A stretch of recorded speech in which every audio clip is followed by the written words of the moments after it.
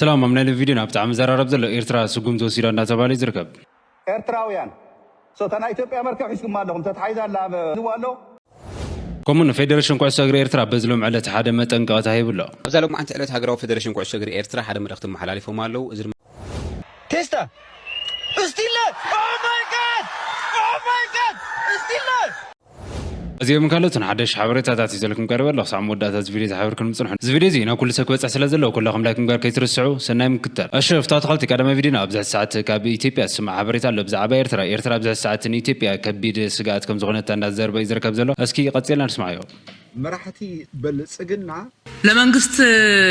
ለመንግስት አመራሮች መጸለይ ቃሉ ያዛችሁ እንዴ አሉ በመፈንቅለ መንግስት አርጎ አይልም አብዝ ገበርዎ ውሽጣው ገምጋም ብልጽግና ካብ ስልጣን ከወረደ ዝኽእል በመንግስት ኤርትራን ወራለው ማለታቸውን የሚተገብሩት ከሆነ የኢሳያስ አስተዳደር እርምጃ ሊወስድባቸው ይችላል ይላሉ። አብዝ እዋን ዝድማ አውሽቲ ኢትዮጵያ በዘሎ ዝተፈላልየ ጸገም መንግስት ኤርትራ ንብልጽግና ካብ ስልጣን ከአልዮ ከም ዝኽእል ይእመኑለው።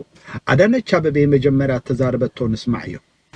ለመንግስት አመራሮች መጸለይ ቃሉ ያዛችሁ እንዴ እንዴት ፖለቲካ ይሆናል? ቃሉ ነው የሚያዘን የሚል ደፋር በየቤተ ክርስቲያኑ ውስጥ ቃሉ ነው የሚያዘን አይደለም። ቃሉ በመፈንቅለ መንግስት አርጎ አይልም በጠመንጃው አፈሙዝ አርጎ አዳነች አበቤ አይኖቻቸውን ያጉረጠረጡ ደግሞም እየተቆጡ የሚናገሩት መፈንቅለ መንግስት እንዳይደረግብን መጸለይ ያለባችሁ ይያሉ ነው። እምባር ከም ሰማዕኩም ወይ አዳነች አበቤ ነዞም አብ ኢትዮጵያ ዘለው ፓስተራት ጸዊዓ ጸሎት ግበሩ ትብላላ በድሮን በሰራዊት በስተፈላለየ መጥቃዕቲ ክንብርከ ዘይከአለ ውሽጣው ጸገም ናይ ኢትዮጵያ አብዝ ሰዓት እዚ ናይ ኤርትራ ጉዳይ ወን ተወሲኽዎ ካብ ዓቅሞም ቁጽጽር ወጻኢ ከም ዝወፀ ምልክት እዚ ንትግራይ ተደሊኹም ሃገር ኩኑ እትብል ዝነበረት አብዝ ሰዓት እዚ ፓስተራት ኢትዮጵያ በመፈንቅለ መንግስት አይከውንን እዩ ኢልኩም ምእንቲ ሰበስልጣንኩም ጸልዩ ኢላ ትጽዋዓላ ኢትዮ ፎረም አውጽይዎ ዘሎ ሓበሬታ ድማ ንስማ። የብልጽግናው አገዛዝ መፈንቅለ መንግስት ከተደረገበት የሚፈጸመው በሻቢያ ነው የሚል መከራከሪያ ያላቸው ሌላ ባለሙያ ደግሞ ጠቅላይ ሚኒስትሩ እንደሚናገሩት ወደብ ለማምጣት ኤርትራን ወራለሁ ማለታቸውን የሚተገብሩት ከሆነ የኢሳያስ አስተዳደር እርምጃ ሊወስድባቸው ይችላል ይላሉ። ወደብ ላምጣ ብለው ለሱም አደጋ እንደሚሆኑበት ያወቀለት ከ4 ኪሎ ሳይነሱ ሊያስቀራቸው ይችላል። ለዚህም ደግሞ በደህናው ጊዜ መውጫ መግቢያውን ራሳቸው አብይ ያሳይተውታል በማለት ይዘርዘር አድርገው ያስረዱታል። እምባር ከም ሰማዕኩም ወይ ኢትዮ ፎረም ድማ እንታይ ዝብለና ዘሎ አብዝ እዋን እዚ መንግስት ኢትዮጵያ ወይ ከአወድ በሻሻ ብልጽግና ካብ ስልጣን መንበር ናይ ኢትዮጵያ ክእለ ዝኽእል አብዝ እዋን እዚ ቀንድ ስጋአቱ መንግስት ኤርትራ ከም ዝኾነ እዩ ዝሕብር። በሐቂ እዚ ክኸውን ዝኽኣለ ድማ ንምንታይ እዩ ክብሉ ከለው ናይ ኤርትራ ሉዓላውነት ናይ ኤርትራ ባሕሪ ክንቆጻጸሪና ዝብል ዕላዊ ዝኾነ ብላዕለዎት ሰበስልጣን ካብ አብይ አሕመድ ስጋብ ታሕተዎት ዩቱበራት ናይ ብልጽግና ዝገብርዎ ዝነበረ ፕሮፓጋንዳ ምክንያት ከም ዝኾነ እዮም ዝሕብሩ ዘሎ። ስለዚ ብልጽግና አብዝ እዋን እዚ ውሽጣው ገምጋቦም ካብ ዘስፈርዎ ዓብይ ስጋኣት ድማ ነዚ ናይ ፖለቲካ ኢስት አፍሪካ ተቆጻጺሩ ዘሎ ህግደፍ ከም ዝኾነ ምስ ሱዳን ምስ ግብፂ ከምኡ ድማ ምስ ሶማሊያ ከምኡን ጅቡቲ ጥምረት ገይሩ መንግስቲ ኢትዮጵያ ካብ ሙሉእ ኢስት አፍሪካ ዘሎ ሃገራት ክንጸል ይሰርሓሉ ይብላሉ። ጽቡቅ ይስማዕና أشوف تدخلت كم سمع زلهم مالتي أبزع ساعات إيرترا بزي زباوي بتعامي خبير زهونة تعنت عند فترة تركب زلا مسمعني عدن شبابي من فنك لما قصة جبرنا لما تصلوا تختبرنا له بمبال باستراتي تيبيا كم استزاربتي سمع زلو شوف تدخلت كم زمات على مالتي إيرترا بتمال علت كم زفلت مالتي حدا عوي زهونة عوتي أمزجوا نزلت حيزر ما استفلا اليوم ملقطات الناس الأخير يمزركب زلو بزم حرامي دا مالتي فيدريشن كعسو غير إيرترا ونحد متن قاطع يبلون السخن رينا أسكي مجمرة أتنايت مالي أنت صوتان تاي مثلني رزول عطينا نسمعه هاجراوي تجانتا كعسو غير لو مساسن حرب مغابيت انصار هاجراويت غانتا يسواتين ابز كاريتو ግጥም ክልተው ሓደ ተዓዊታ ابزنا كلا يغري ግጥም ናይ ቅድመ መጻሪ ጾታ ክልቴን ሃገራን ጋንታታት ቅድመ ዕረፍቲ ብዘይሸቶ ባዶ ክፈላልያ ኸሏ ድሕሪ ዕረፍቲ ኣብ ዝቐፀለ ፀወታ ግን ሃገራዊት ጋንታ ኤርትራ ንፀወታ ብምዕብላል ኣብ ልዕሊ ኢስዋቲኒ ፀቕጢ ብምፍጣር ኣብ መበል 51 ከምኡ ድማ 57 ደቂቕ ካብ ኣጥቃዕያ ዓልዩ ሱሌማን 2 ሸቶታት ኣውፂራ ሃገራዊት ጋንታ ኢስዋቲኒ ድማ መበል 94 ደቂቕ ሸቶ ብምቑፃራ እቲ ውፅኢት 2-1 ተዛዚሙ ሃገራዊት ጋንታ ኩዕሶ እግሪ ኤርትራ ኣብ ቀዳማይ እግሪ ፀወታ 2 ባዶ ተዓዊታ ምንባራ ዝዝከር ኮይኑ ብናይ 2 እግሪ ግጥም ውፅኢት 4-1 ብምዕዋት ናብ መጻረዪ ፀወታታት ዋንጫ ኣፍሪቃ 2027 ሰጊራላ غلاما ኤርትራውያን በዚ ዓወት እዚ እንኳዕ ደስ በለኩም ክብል ይፈቱ ማለት እዩ ካብዚ መጻል ማ ካብቶም ብጣዕሚ መዘራረት ዝነበሩ ካብ ፀወታ እዚ ማለት እዩ እቲ ዝተቆፀረ ጎል ብጣዕሚ መዘራረብ ኮይኑ እንዳቀፀለ ይዝርከብ ዘሎ እስኪ እንታይ ዓይነት ነይሩ ጎል ዝብል ቀፂልና ንራዮ ملوة زي حجي ملوة ملايا حجي ملايا زي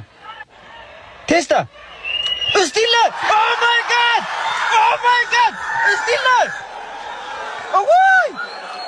شير بلوا زي او شير بلوا زغونه الشفتات هالتي كم تعذبكم مالتي بتعم زقرم قولي تمزجو زني ابزح الساعات كم تري وزلهم مالتي موزع السبك عز قول زي زرارة بغير وند قصلا يزركب زلو زم حرام ميديا حقوسكم اقرايت كانت ايرترا خلت بحدث ايران لا زخاني نا 2017 زغبر ناي كواليفيكيشن مصاري وانجا افريقيا تساتيفالا انكو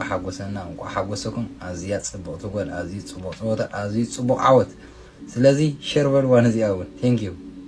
الشفتات هالتي كاز مقطع مالتي ابزح ساعات كاف هاجر فيدراسيون كعسو اغري ايرترا مالتي حدا متنقط عند توابي يزركب زلو ازم حراو ميديا ابزح ساعات نسمع زلنا زينا استفلاله يغفاوند مين كعسو ايرترا ناتوال لا تخفته يزركب زلو زعبا درم ابزح ساعات متنقط عند توابي يزركب زلو كاب هاجر فيدراسيون كعسو اغري ايرترا مالتي قصيلا نسمعوا ابزالو ما انت قالت هاجر فيدراسيون كعسو اغري ايرترا حدا مرختم محلاليفو مالو ازر ما كله سب كفلت يغبا مالتيو هاجر انت ايرترا دحنا ينوي عامتنا كعسو اغري ناب انترناشونال صوتات دحر مبلاسا ابز سمون زي لتصوتات كايدوم نرمس اسواتني كلت اغري او دما تعويتهم 4-1 كوصم كلو مصاري وانچ افريقيا حريفهم دلو يفلط مالتي نزا تحاحيزو ግን ጎፋውንድሚ ኣብዝ ማሕበራዊ መራኸቢታት ተኸፊቱ ብዝተፈላለዩ ሰባት ይዝርጋሕከም ደሎን ሓገዝ ንሃገራዊት ጋንታ ኤርትራ ተባሂሉን ውልቀ ሰባት ተባሂሉን ይዝርጋሕከም ደሎን ኣፍሪቶም እዚ ድማ ዘይሕጋዊ ምዃኑ ዝኾነ ይኹን ምትእስሳር ምስ ሃገራዊ ፌደሬሽን ኩዕሶ እግሪ ኤርትራን ምስ ተጻወትን ናይ ሃገራዊት ጋንታ ኤርትራን ከም ዘይብሉ ሓቢሮም ኣለዉ ስለዚ ዝኾነ ይኹን ካምፔን ሃገራዊት ጋንታ ኩዕሶ እግሪ ኤርትራ ተባሂሉ ዝተዳለወን ተዳረኺብኩም ሕጋዊ ከም ዘይኮነ ዝኾነ ይኹን ኣፍሪጦ ብሃገራዊ ኮሚሽን ኩዕሶ እግሪ ኤርትራ ከም ዘይብሉን ወሲኹም ገሊጾም ኣለዉ ነዚ ጉዳይ ዘይፈለጡ ሰባት ከይታለሉ ድማ ነዛ ቪድዮ ሼር ብሎም ይኹን كم سمعكم مالتي ابزح ساعات كاب ايرترا كم عينت متنقطه عند توابي يزركب زلو زي متنقطه زخع سميعكم كلكم كاب زي نجر زي تقطبوا زلكم لا تعبر يزركب زلو اشوف تاتغلتي ابزح ساعات بزعبه صمدو زم حرامي لسمع زلو مالت زي صمدو برهان انا يجميرو يندابل كم زنبر زفلت كوينو بزلو مالت كا حدش حبريت عند ترخبه يزركب زلو صمدو انا يجميرو يندابل اني حد حونا اسكي انت يمثل نيرو تجمامرو زبل قتلنا نسمعيو نسخابس رفعتي تصاديهم قد اسمرها ከተማ አትሆም ይሁን ተባሉ ሰክፈልጦ ያን ታሪክ ስለዘነ አይ ጽምዶ ክልተ ምዕራፍ ነገር እንዲ ዘሎ ቀዳማይ ምዕራፍ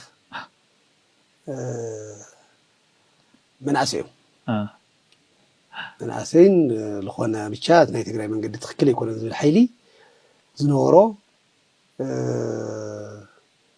بتخاوتات ناي انفت سمين كشفت حاسينا سنورنا ترديكا السما اخر غير كم زراوي نيرو نامي جمريا دحر ازي مالت ጌታቸው ናህልይ አፍቲ በቃ ማለት ቲነ ለጌታቸው መጨረሻ ካብ ዝመረቃሲ በጣም ይባላሽ ከም ዘሎ ማለት በቃ መሰረታው ለውጥ ግበረሎ ዝብልስ አነ ንውሕሊ ካብ ዝጸንሕ ሓሳይ ማለት እዩ ኦኬ ስማ ገርናን መኻኸር ነርና ኢና ሶ ብሰሜን ገጽ ኮይና ክንወጽ ተሓሲብናስ ሻዕብያ ኾዕና እዩ ሶ በአ ምክንያት ዝገበርና ይርክብ ነራ ኦኬ አነ ሓሲብካ ያን ከማለት ቆይ هو ማለት ናበይ ኮነ እዚ ብዙሕ ሰብ ዘሎ እዩ ኦኬ ትላይ ለውጥ ሓይል ዝልባሃል ማለት እዩ መሰረታው ለውጥ ይድል ዝብል ሓይልሲ በቤት ወጻና ሕይሽ ምክንያቱ ብዚ ብደው ገጽ ወጻኻ ጊዜው ምሕዳር ፍላይ ምስ ፌደራል ዘሎ እንትን ስጥም ዘለ ይትርክብ هو ሰው ይሙችን هو ግን በቃ ቶታሊ ግን በኃይል ጥራሕ ይቀየር ዝኽል ሓይል ዝብል ቲው ትግራይ ግን አነ ቅድም ጌታቸውና ለስ ቅድም ዋርሒ ተሓሳሱ መጻና አባል ሃለ ድሓርታ ኮርን ልዕል ኮርን ጠለፉዋ ኮሳያ መገስታ ኣብ ታሕቲ ነሩቲ ምን ንግጋርና ካኡ በአ ምክንያት ቅድሚ ጽምዶ ክልተ ግዜ ዝኸውን ተራኺና ነርና ኢና እስቶም ናይ ሻዕብያ ገለ ኣካላት ኦኬ ድሕሪኡ ፌደራል መንግስቲ ጌታቸው ምስ ከደ ትጎነፅ ቁሩብ ብሓፍ ምስ በለት ኣብ መንጎ ሕወሓትን ኣብ መንጎ ፌደራል መንግስትን እውን ቁሩብ ከፍ ምስ በለት ዓመፅ እቲ ጎነፅ ሽዒትኣ ናይ ኤርትራ ኣጀንዳ እውን ፌደራል መንግስቲ ምልዓል ምስ ጀመረ ሕወሓት ርክብ ጀሚሮም ምስ ሻዕብያ ኣይፈልጠን ኣነ እዚኣ ድሓር ልፍዓተይ ኣነ ይኮንኩን ባይዘወይ መገሲኡ ናይ ልፍዓተይ ኣነ ብታለካ ዘለኹ መንገዲ ሕወሓተይ ይፈልጣን ከም ትካል ሰራዊት ትግራይ እውን ይፈልጣን ከም ትካል ይኾነ ይፈልጣ ኣብ ውሽጢ በቃ ዝኾነ ነገር ንግበር ለውጥ ነምፅእ ኮይና ግን መቃለ ስቲ የድልየና እዩ ተናእሰብ ድሕሬትናስ ንየውዕና ሓይሊ የድልየና እዩ ኢልና ያው 4 ዳይሬክሽን ከተሓስብ ምዕራብ ይሕሰብን ብደውን ብምብራቕን ፌደራል መንግስቲ እዩ ፌደራል መንግስቲ ድማ ኦልሬዲ ስሩዕ ርከበሎ ስለዚ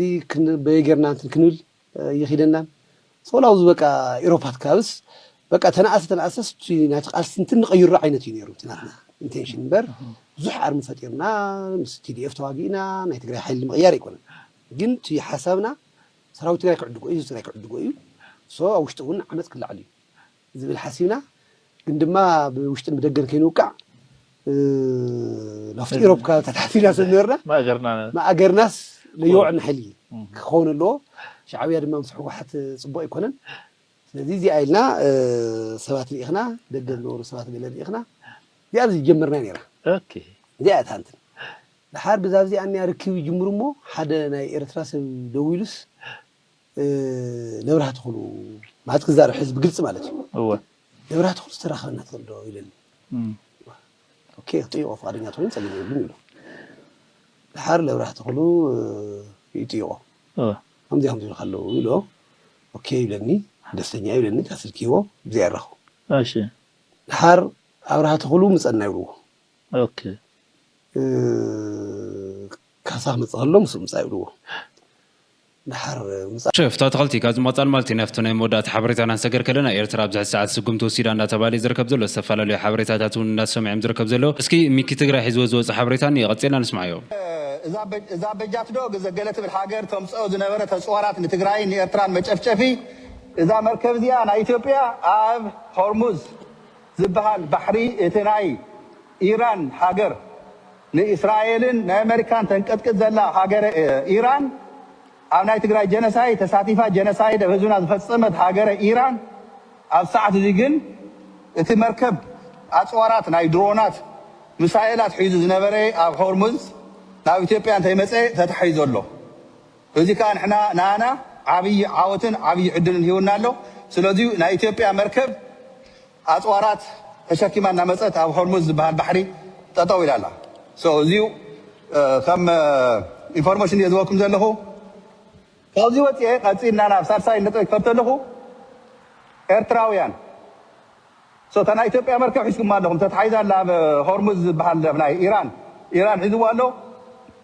መዓት ኣፅዋራት ድሮናት ሚሳኤላት ተሸኪማ እናመፀት ንኢትዮጵያ ኣብ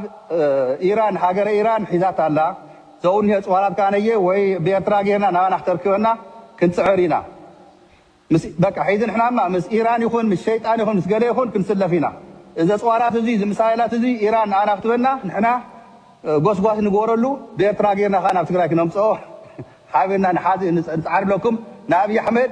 እቲ ቅርሽና ዝኩሉ ወርቅና ካብ ትግራይ ሰሪቁ ወሲዱ ገዚኦም ፅዮ ኣፅዋራት ንኣና መደብደብ ሓሲብዎ ዝነበረ እዚ ንሕና ከም ተጋሩ ይምልከተና እዩ ናብ ትግራይ ብኤርትራ ጌርና ክነምፅኦ ምስ ኢራን ንስራሕ ኢራን እዚዩ ናይ ባዕላ እውን ወሲኻ ተሃበና መሊስና ንሕና መከላኸልን ህይወትና ንህዝብና ናብ ትግራይ ክኮነና ሚሳኤላት ድዩ ድሮናት ድዩ ኣንፃር ድሮናት እዩ ኣብ ትግራይ ክንዓጥቕ ልቢ ንግበር ምሳና ስለፍ ሓይሊ ኣብ ሰዓት እዚ የድልየና እዩ